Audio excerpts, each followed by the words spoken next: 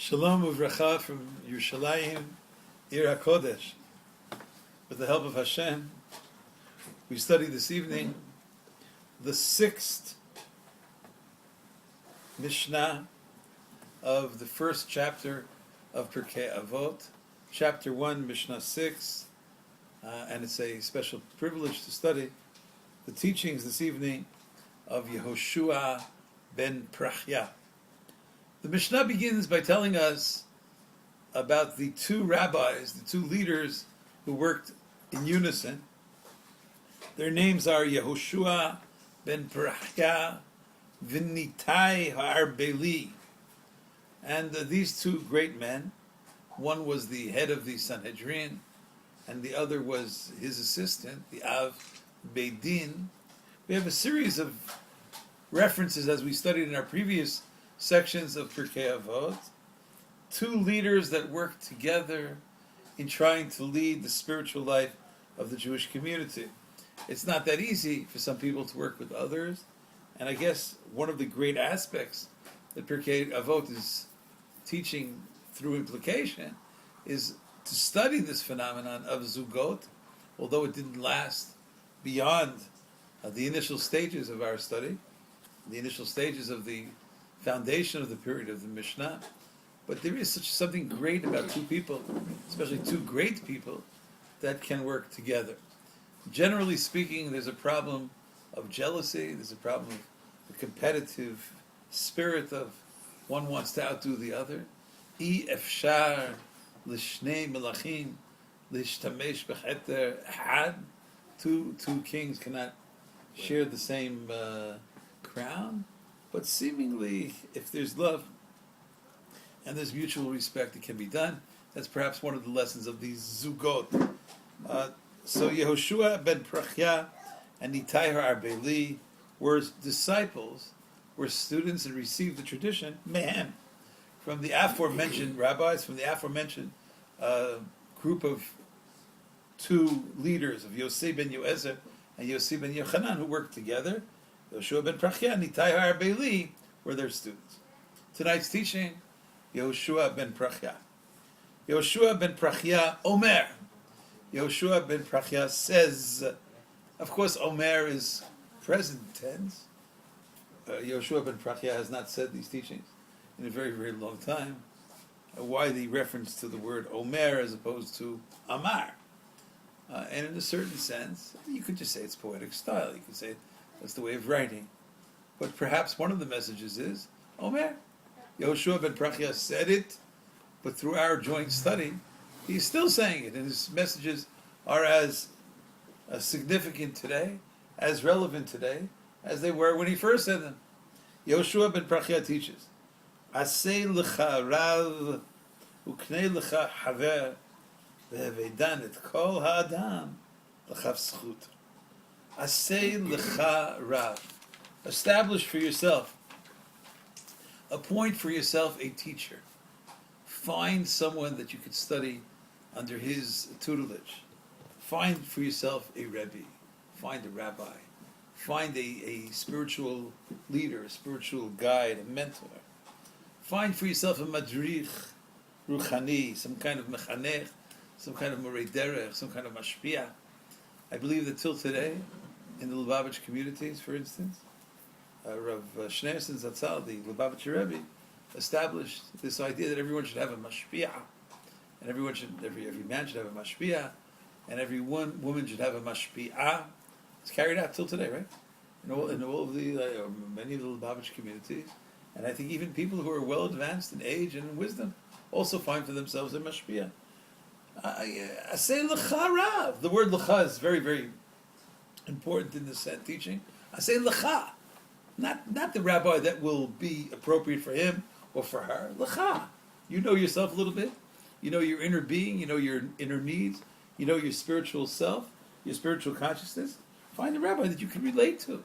I say lecha rav. I did once have a discussion. I asked one of the great rabbanim here in Eretz Yisrael, Shem bless him, should be healthy forever, Rav Aharon Lichtenstein, Shlita. I asked him, I said, but how can you choose a rabbi if you're not learned enough to be a rabbi yourself? How do you know which rabbi to choose? in order to establish criteria for choosing a rabbi, don't you have to already be a rabbi?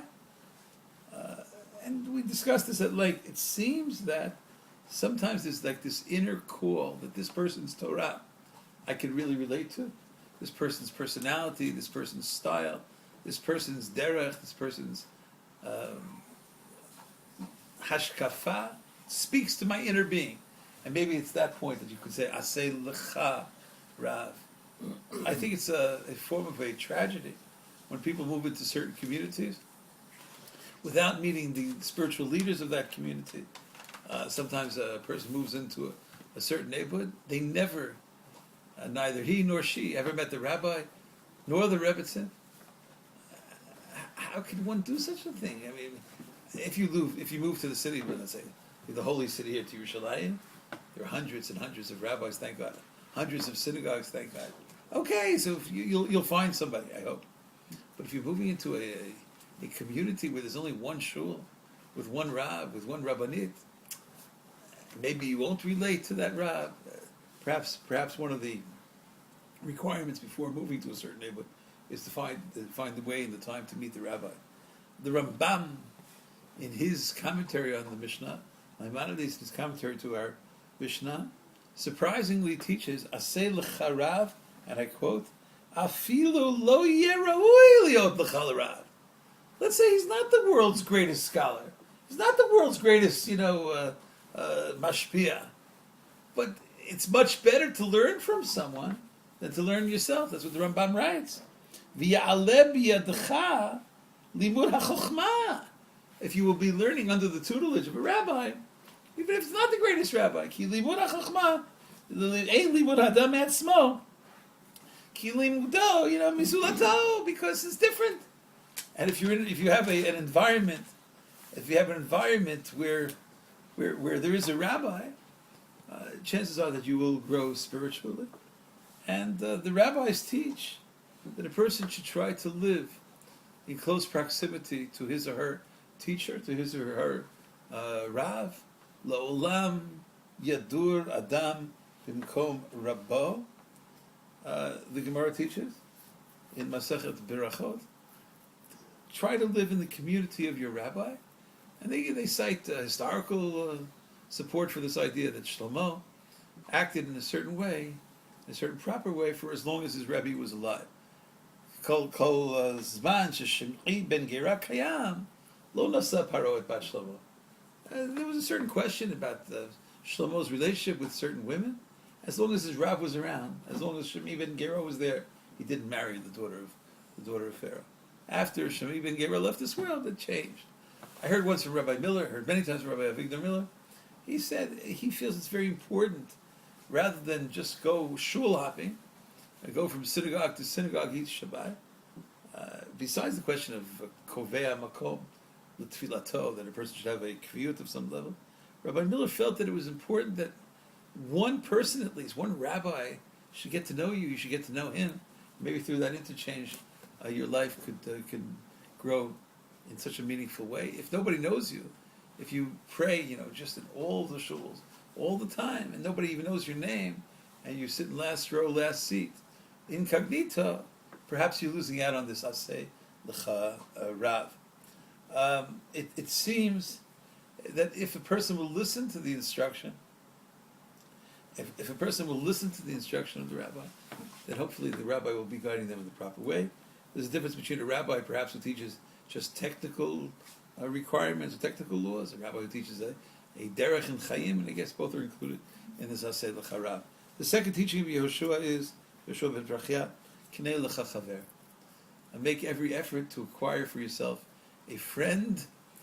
The word kinei is a curious word. Kinei means to purchase, right? I mean, acquire a friend, even at all costs, even if it costs you money, even if you have to, buy gifts for your friend or the celebrations of your friend's families, and you have to expend energy and time to maintain the friendship. It's worth it. Kinei lecha chaver. O chavruta, Rava teaches in Masechet Ta'anit. O chavruta, o chas v'shalom mituta. if a person doesn't have a chevra, if a person doesn't have a group of friends, then mituta, it's a form of mavet chas v'shalom, it's a form of death. Man is a social animal, and maybe the kinei lecha chaver is extremely important. Rabbi Chanina teaches, Harbe Torah lamadati merabotai, u'mechavera yoter mehem. I learned more Torah from my friends than from my teachers. More from my friends than from my rabbis. His friends didn't know more than the rabbis, but sometimes you feel a certain level of openness, you see a certain level of comfort, of ease, with a person's friend. They can discuss more, they can review different topics together, and maybe it's very, very important, Knei Lecha Chaver, in all aspects of life. The third teaching in the Mishnah, the final teaching in the Mishnah, V'heveidan et kol ha'adam, l'chav sechut, and judge all people favorably, all people. It means that in life, in the courtroom of the mind, we judge people all the time. All the time. And we draw conclusions about people. And we see certain people in certain circumstances that we're sure that A, B, or C is true about them. And it's not necessarily so. We don't really know what's going on in their life. There's a great Rebbitzin here in Yerushalayim. Her name is Rebbitzin Samet, Hashem Shabbat her, and her husband, the great Rav here. She wrote a book called The Other Side of the Story. Sometimes things seem to be a certain way, but when you get to see the whole picture, you change your mind. And you don't judge the person in a kaf chova way. What happened to the person 2 minutes before you walked into their office? Let's say someone did not treat you in an amicable fashion, and you're sure that this person is mean, is cruel, is insensitive. That could be. But do you know what happened right before you walked in? Do you know what's going on in this person's life? Give them the benefit of the doubt. Maybe there's something, some personal issue, or some economic issue, or some health issue. You don't know. Have they done it? Kol ha'adam l'chav sechut. If you see someone doing involved in an activity which is questionable, you can interpret it in a positive way or in a negative way. Give them the benefit of the doubt. That's the teaching here in Pirkei Avot. Rabbi Nachman of Breslov says, "Have they done it? Kol ha'adam, all people, all people." He says all people means including yourself. Including yourself. People sometimes judge everybody in the world favorably, but they're so harsh on themselves. They come down with such takifut on their own. Oh, I didn't do this. I should have done this. I could have done this. Give yourself the benefit of the doubt also. You're only human. Just like to conclude with the teaching I heard many times from my great teacher, Rabbi Avigdor Miller. He said, maybe it appears in the sources before him, but I heard it from him. I'd like to quote him. There are 3 teachings here in the Mishnah, and the flow from A to B to C is not exactly smooth. The first teaching is about a rabbi. Acquire a rabbi, find for yourself, appoint for yourself a rabbi. The second one is find for yourself a friend. Those seem to go in some kind of order, a rabbi, a teacher, and a friend. And then the third teaching is a beautiful teaching. What does it have to do with the first two? V'havei done it kol ha'adam l'chav zchut. Judge everybody favorably. Well, I mean, that could have been said anywhere in Pirkei Avot. What does it have to do with teaching A and teaching B? And there are only 3 teachings in Pirkei Avot from Yeshua ben Prachya.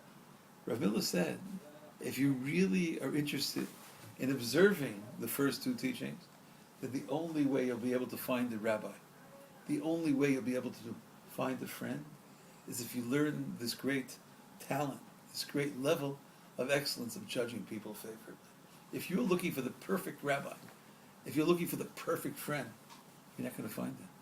You have to be able to be spiritually flexible enough to give people the benefit of the doubt.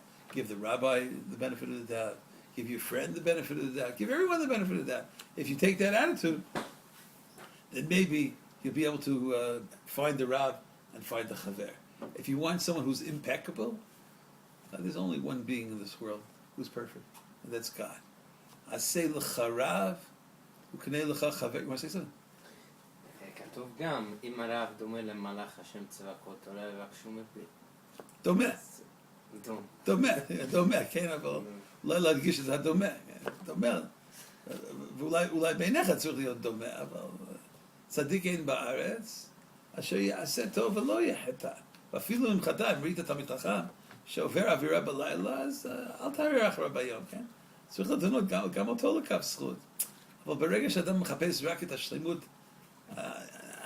המושלמת, כן? בכל מכל כל. דומה למלאך. דומה למלאך, כן. I once heard Rabbi Parr, I think he said, one of the great rabbis in Yeshiva Torah, Rabbi Palm said, "Harav domel malach Hashem tzvakod kabel Torah mipihu." He said that ein malach echad oseh shtei shlichuyot. Malach is supposed to be focused on one. So he said, make sure you try to study Torah from the person. That's what they're doing. They're involved in Torah. But if they have many shlichuyot, involved in many different kinds, amongst them is Torah. Maybe it's not exactly the perfect malach. In any case, that's the teaching.